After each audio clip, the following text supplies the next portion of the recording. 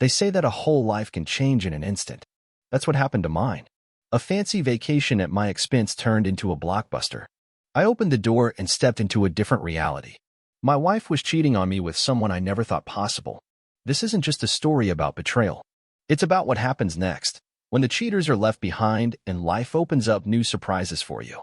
Changing locks, locking cards, things behind doors, none of it compares to what happened next. I gained more than peace of mind. I gained more than that. And the betrayal? Cheating was just a bad dream for me. But for her, she will be remembered for a lifetime. And what she got at the end, it was something. Sit back, friends. I'll tell you everything from the beginning. You ever meet someone and feel like you've known them your whole life? That's what it was like with Susan. I was in Key West, taking a much-needed break after wrapping up a big job. It was hot, typical Florida in late May, and I was parked poolside with a cold beer, trying to forget about client calls and material delays. That's when she walked up in a red bikini, sunglasses on her head, hair pulled back in one of those loose, effortless ponytails. "Is this seat taken?" she asked, motioning to the lounger beside mine. I told her it wasn't, and she made herself comfortable like we already knew each other. We started talking, just idle chit-chat at first. The kind of stuff strangers say when the sun's high and the drinks are cold. Then it turned into more. Turns out we're both from the same town. Small world, right? We talked for hours. That night we met up again, this time for dinner. I remember she ordered grilled shrimp and told the server she didn't want the rice, just extra vegetables. Said she was trying to eat cleaner. I remember that. Funny how your brain holds on to small things like that when it matters. Over the next few days, we were inseparable. Morning coffee turned into afternoon beach walks. It didn't feel like vacation fling stuff. I wasn't just interested, I was pulled toward her. She was smart, pretty in a way that made people look twice. We kept in touch after we got back home. That was the easiest part. No long-distance drama, no delays. She was 15 minutes away. The dating part lasted 3 months. Short, yeah, but when you know, you know. I asked her to marry me one night after we made dinner at her apartment. I didn't even have a ring yet. I just said it. She said yes like she'd been waiting for me to ask. We got married. Nothing too fancy. Backyard ceremony. We danced in the grass under strings of lights. She wore a simple white dress with lace sleeves, barefoot by the end of the night. I remember thinking, this is it. This is what peace feels like. After the honeymoon, life settled into a rhythm. I ran my contracting business, kitchens, home additions, deck rebuilds, that kind of thing. Work kept me busy but never too far from home. Susan said she wanted to be a housewife. Told me she liked having time to herself, making the place feel like ours. I'd come home to the smell of dinner in the oven, or music playing low while she read on the couch. We didn't argue much. We had our moments, sure, but it never turned ugly. I thought we were solid. Life was quiet. Predictable, even. I like that. For years into our marriage, the house across the street sold. A young couple moved in, David and Vanessa. He had one of those corporate jobs, something to do with branding or marketing. Vanessa was in design. Websites, logos, all that stuff I don't understand. They were about 5 years younger than us, newlyweds, full of that first year of marriage energy. They did everything together, ran in the mornings, gardened on weekends, cooked together. You could see it just watching them unload groceries. We hit it off pretty quick. I helped David move a mattress up their staircase on the second day, and after that, it became easy to say hey and invite them over for a beer. Vanessa brought over homemade banana bread once. Susan liked her right away. Said she was refreshingly normal for someone with an art degree. I didn't ask what that meant. Pretty soon, we were doing weekends together, dinners, board games, the occasional barbecue. Nothing fancy. Just easy neighborly fun. It felt like we'd known them forever. Looking back, it really did feel like life was exactly where it should be. But the thing about dreams is, you never know when you're about to wake up. That year, work had been steady, and for once, everything lined up just right. By fall, I was sitting on more profit than expected. It felt good. I don't come from money, and running a small business means you're usually reinvesting half of what you make, but this time, I had some breathing room. So, I did something a little crazy for a guy like me. I booked a surprise trip to Thailand. All-inclusive. 7 days. For tickets. My treat. I told Susan on. She was in the kitchen putting chopped vegetables in a bowl for a salad. I walked in, handed her a printed confirmation with the resort name and flight info, and just stood there, waiting. She looked at it, blinked, then smiled like she wasn't sure I was serious. You booked Thailand? She asked. Yeah. For us, and David and Vanessa too, I said. You always said you wanted to see the beaches there. Well, let's go see them. She hugged me, said I was full of surprises. That night, she started pulling out summer clothes and making a list of things we needed. Vanessa called the next morning to say thank you, voice all excited and warm. David sounded chill about it, but he always did. I figured it would be a nice break for everyone. The flight was long, and I'm not built for that kind of sitting, but the hotel made up for it. Palm trees, blue water, fresh grilled food at every meal. We had connecting rooms, Susan and I on one side of the hallway, David and Vanessa directly across. It was perfect. For the first few days, we swam, took boat tours, drank fruit cocktails with names I couldn't pronounce. Susan liked to sleep in while I'd wake up early and hit the beach with coffee. Vanessa was like a ball of energy the whole trip, always up for trying something new. David mostly stuck close to the pool or bar. Didn't seem like the adventure type, but I didn't judge. Everyone vacations different. On the fourth morning, Vanessa mentioned scuba diving. I was already thinking about it. I'd never done it before, but always wanted to. Susan wrinkled her nose and said it wasn't her thing. Said she didn't like the idea of breathing through a tank. David claimed the pressure messed with his ears. That was fine. Not everyone has to do the same stuff. So, Vanessa and I booked a tower dive with a local crew. They took us out early in the morning, but once we were suited up, the waves started picking up. Fast. The guides told us they were canceling the session, said the current was too strong and visibility was dropping. No big deal. Safety first. We rode back in the boat, chatting and laughing about how we looked like marshmallows in those wetsuits. Vanessa joked that she was going to put the gear on for Halloween next year and tell people she was a retired SEAL. Back at the hotel, the sun had come out again. We stepped off the elevator, sand still in our hair, laughing about whether we'd get a refund. Vanessa said she was going to rinse off and then head down to the beach again. I told her I'd meet her there in a bit. We gave each other a friendly wave and went inside our rooms. The minute I walked in, something felt off. The air conditioner was humming, and the curtains were half drawn. The room wasn't dark, but not bright either. My duffel was still where I left it. The bed was visible through the archway. And then I saw them. Susan and David. In bed. David was on his side, facing her. Her hand was on his shoulder, her head propped up like she'd been mid-conversation. It was like walking into a movie scene I didn't want to be in. My first instinct was that I was wrong, that it wasn't real, that there was some explanation. But there wasn't. Their faces told me everything I needed to know before either of them could move. Susan froze. Her eyes widened. David sat up like he'd been electrocuted. The sheets shifted. My feet didn't move. My hands curled into fists, and for a long second, I couldn't hear anything but the ringing in my ears. I didn't say anything right away. I just stood there, trying to understand how this had happened. How I had gone from walking along the beach, thinking about what we'd do for dinner, to staring at my wife and my neighbor in a hotel bed in another country. I finally took one step forward, then another. Susan reached for the blanket like it could undo something. David stammered something that didn't even register. Everything felt like it had slowed down, like I was watching it through thick glass. What the hell is going on here? That's what came out of my mouth, loud and sharp. My voice cracked halfway through, and it echoed around the room like it didn't belong to me. Susan flinched like I'd thrown something. David made a pathetic grab for the sheet, like modesty was going to fix anything. Susan was already halfway under the blanket by then, trying to hide like a teenager caught sneaking out. Her face went pale, mouth opening and closing like a fish out of water. It's not what it looks like, she stammered. Really? Susan? David muttered something, his voice cracking, but I didn't catch it. My blood was boiling.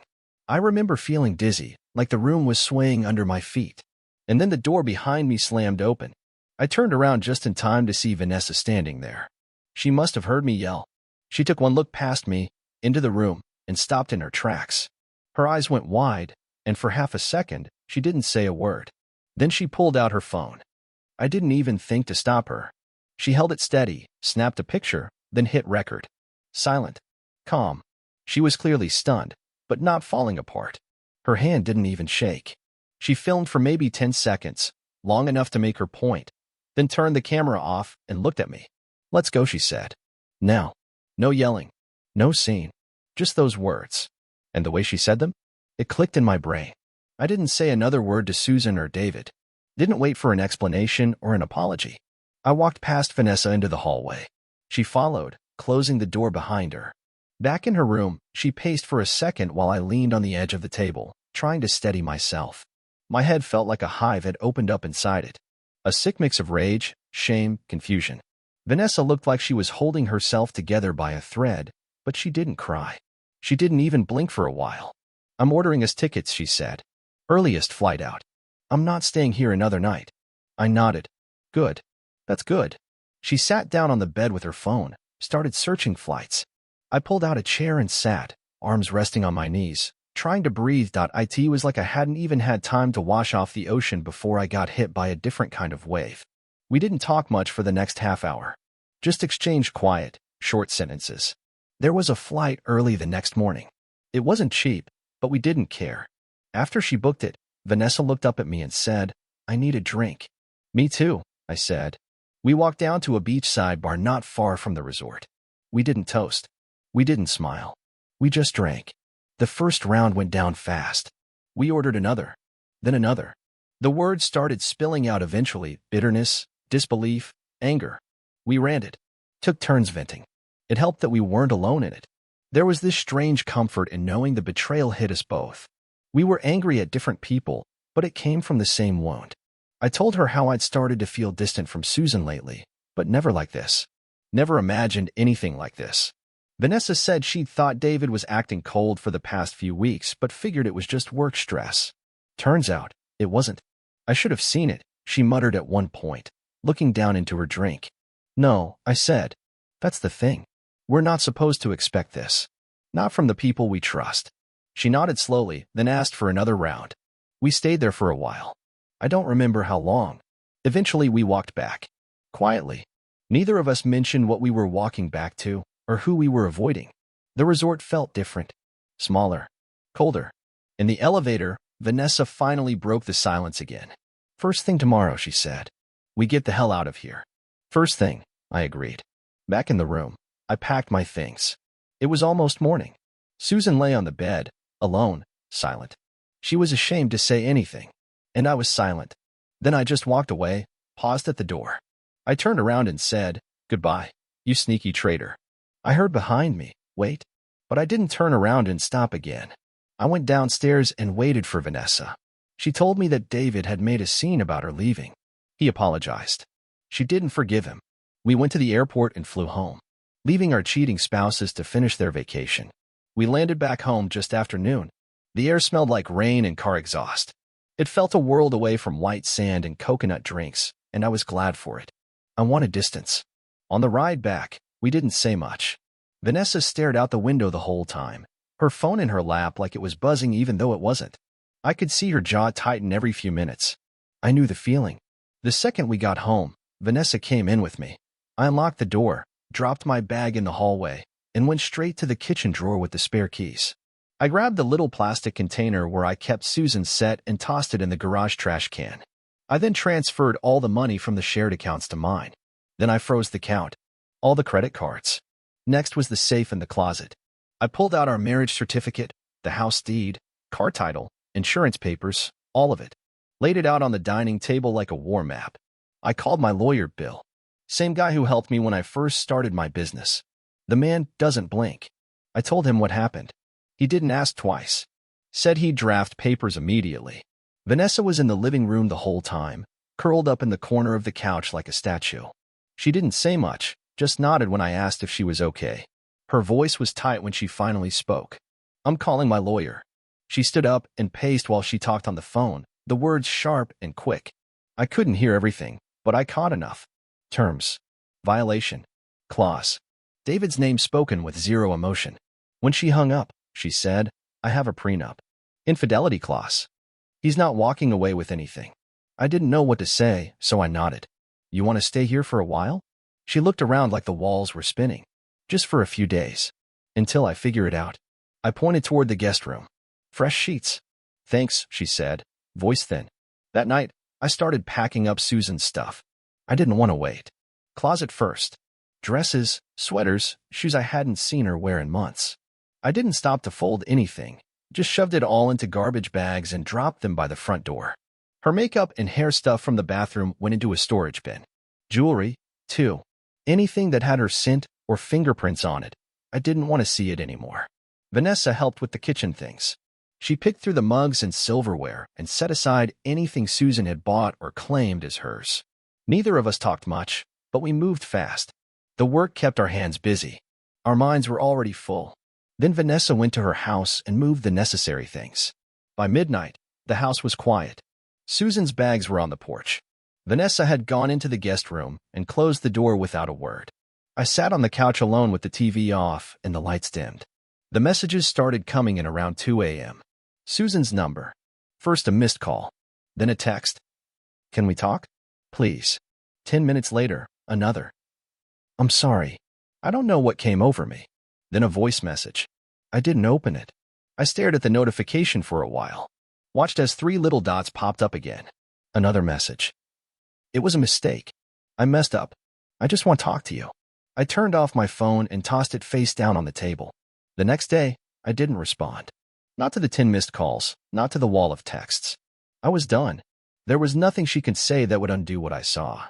Nothing that would explain how she ended up in that hotel bed with a man who lived across the street from us.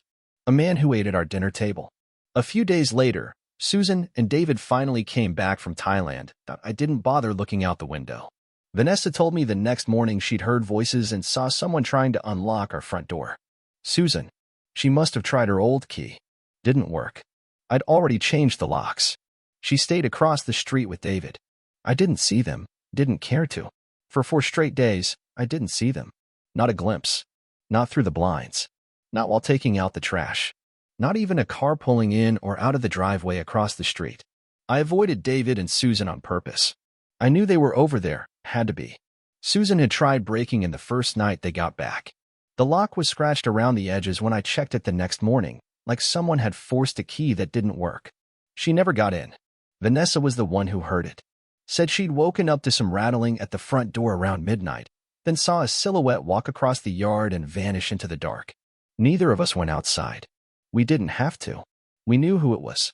By that point, we were both running on a strange mix of adrenaline and numbness. We spent our days separately. She worked from her laptop at the kitchen table, headphones in, focused. I kept busy with job sites and calls. In the evenings, we shared space but didn't talk much unless we needed to. The silence helped. It gave me a bubble to think, to reset. By the end of that 4th day, I was ready. I got the manila folders from my lawyer, 2 of them. Neatly labeled, clipped tight, paperwork clean and precise. My name on one, Vanessa's on the other. Inside were the beginnings of a new reality. A legal severing. Not a rescue mission. Not a conversation starter. Just facts. It was a cold, gray evening. I walked across the street with both folders tucked under one arm, hands steady, heartbeat slow. Their porch light was on.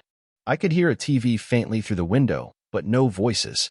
I stood on the mat and laid both folders down gently. Not dramatic, not aggressive, just placed them side by side. One for Susan, one for David. I pressed the doorbell once. It gave that soft, long chime that always sounded too cheerful. I didn't wait. I turned around and walked back across the street, the gravel crunching beneath my boots. I never looked back. Inside, I didn't say anything to Vanessa. Just hung up my coat and sat at the kitchen table. She glanced over but didn't ask. Her face said she already knew. That night was quiet. No phone calls. No knocks on the door. Just the steady hum of the heater and the occasional creak of wood shifting in the house. But the next morning, our neighbor Trudy, older lady, sharp as a tack, was out getting her paper and waved me over. I didn't expect to talk, but she came right out with it. "I saw your wife out here last night," she said, tugging her robe closed against the wind. She looked like she was trying to get in again. Knocked a few times. Looked real upset. I nodded. She's not living here anymore. I figured. She was pacing around the yard for a bit. David didn't come out, but I did see him later through the front window, sitting on the stairs with his head in his hands. Looked like he saw a ghost. I gave her a polite smile. "Thanks for telling me." I went about my day as usual. Made dinner that night. Just grilled chicken and some roasted potatoes. Vanessa came out of her room when it was done. We ate together, barely saying a word, but there was comfort in the rhythm of it. Familiarity, even if it was new. But I didn't mind the quiet. It gave me room to breathe. And honestly, for the first time in days, I slept straight through the night. The strange thing about everything blowing up is how quiet it can get afterward. There's no big finish. No fireworks. No last dramatic goodbye. Just silence. But then, slowly, something shifted. Not in a big way. Just little pieces falling into place.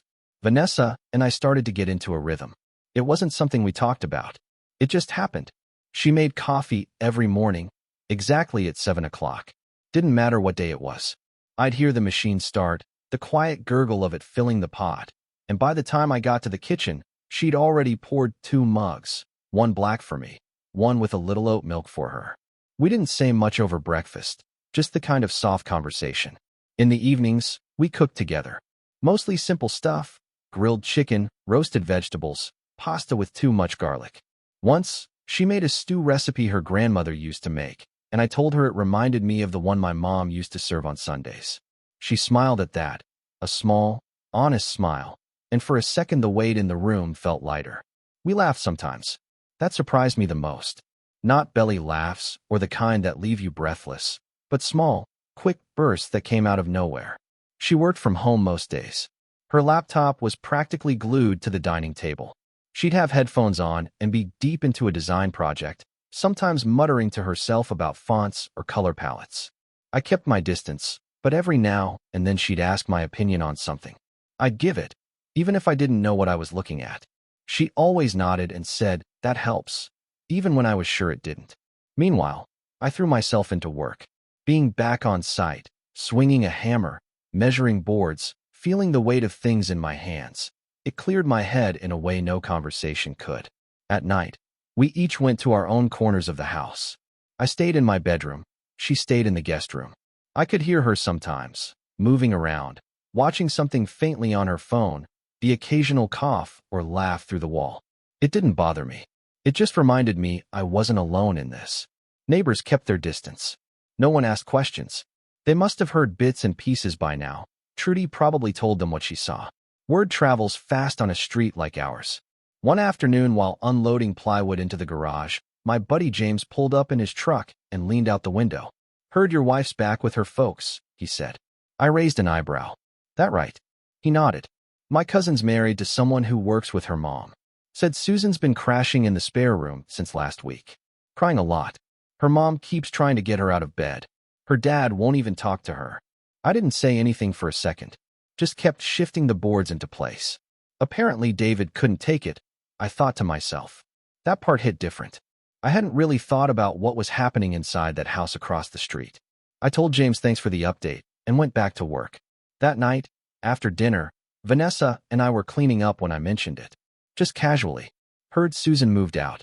Back to her parents' place. Vanessa didn't flinch. She just rinsed off a plate, dried it, and placed it in the cupboard. She always hated that house, she said. I smirked. She hated it more than living with David? That got a small laugh. Dry but real. Apparently, Vanessa replied. We didn't talk about them after that. No reason to. They'd made their choices. Whatever mess they were in now, they made it together. I wasn't interested in revenge. I wasn't angry the way I had been. Something about the calm, the routine, had settled the fire in my chest. If anything, I almost felt sorry for David.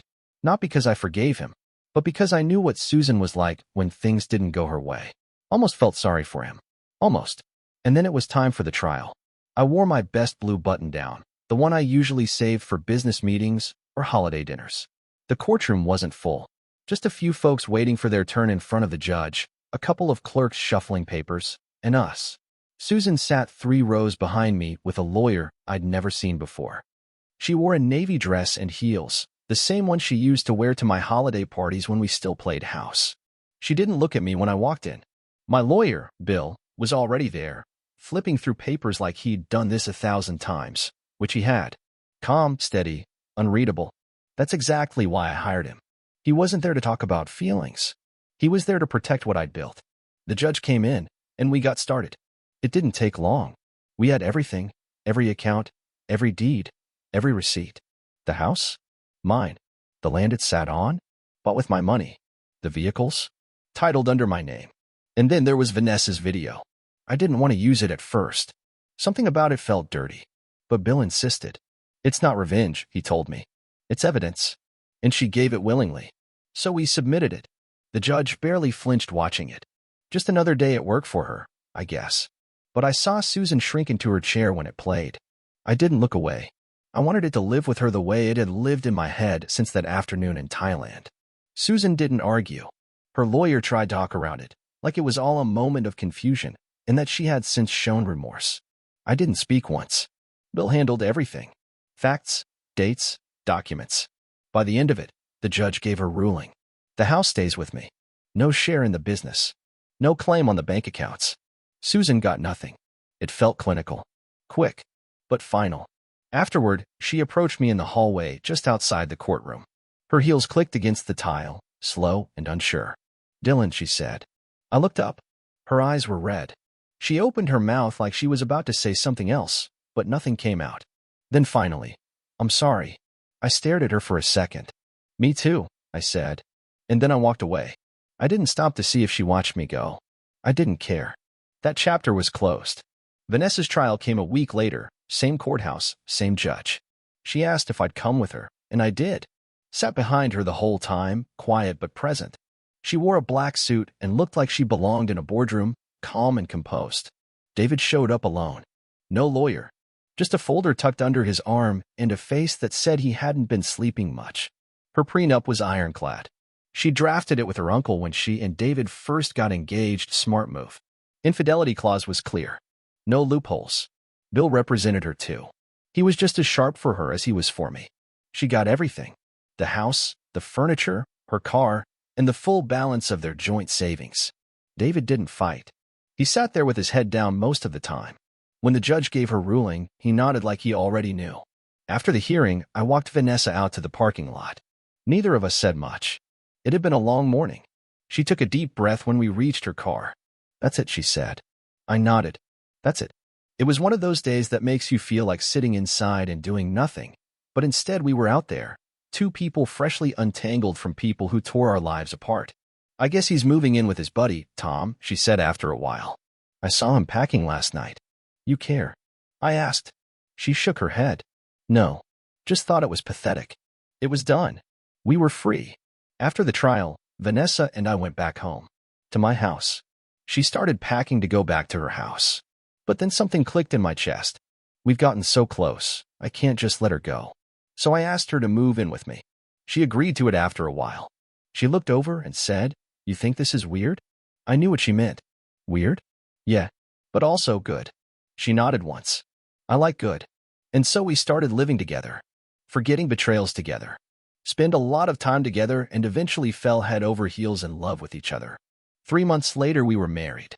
Just us and a few close friends. No tuxedos. No aisle. Just folding chairs in a semicircle under a string of lights and two people who'd already seen each other at their absolute worst. I wore a white button-down and jeans. She wore a simple pale blue dress with a little pattern of leaves on it. Her hair was down. She laughed during the vows when she said, "I swear not to bring home any neighbors." I laughed too. After the ceremony, we danced barefoot in the grass to an old country song playing off someone's Bluetooth speaker. It wasn't planned, and maybe that's why it felt so right. Nothing forced. Nothing fake. Just two people who finally felt like they could breathe. A few weeks after the wedding, we put her house on the market. We used the money from that and added some of my savings to buy a house by the lake. The first time we watched a thunderstorm roll in across the water, Vanessa looked at me and said, "I want to raise a family here."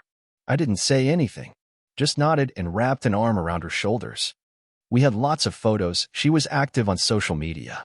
I'm sure David and Susan saw it all on the internet and envy was eating them both up. We did it, and they got left on the sidelines. 2 years later, we had a son. His name is Jacob. He's got Vanessa's dark eyes and her calm, steady demeanor. He's 2 now. He likes to sit in the dirt and pick up little stones. He lines them up, then starts over if they're not just right. He calls me duh and runs toward me when I get home from job sites, his arms stretched out like I'm the only thing he's been waiting for all day. I've never known a feeling like that, not even close. Vanessa is a natural with him. She reads to him every night, even if it's the same book he asked for the night before. Our house isn't perfect, but there's a peace here I never thought I'd feel again. As for Susan and David, I don't know. Don't care. I heard rumors through the grapevine. Someone said Susan tried to start over in another town. Someone else said David moved in with a coworker and then moved out again a few months later. Could all be true. Could all be nonsense. Doesn't matter. That chapter closed the day I walked out of that hotel room. Whatever happened to them afterward isn't my story to follow. Because from where I'm standing now, on this porch, with my son throwing rocks into the lake and my wife laughing from the kitchen window, I got everything I didn't know I was missing. And I wouldn't trade a second of it for anything. Share your thoughts in the comments. What would you have done if you walked into that hotel room instead of Dylan? If you liked the story, subscribe to the channel and give us a like.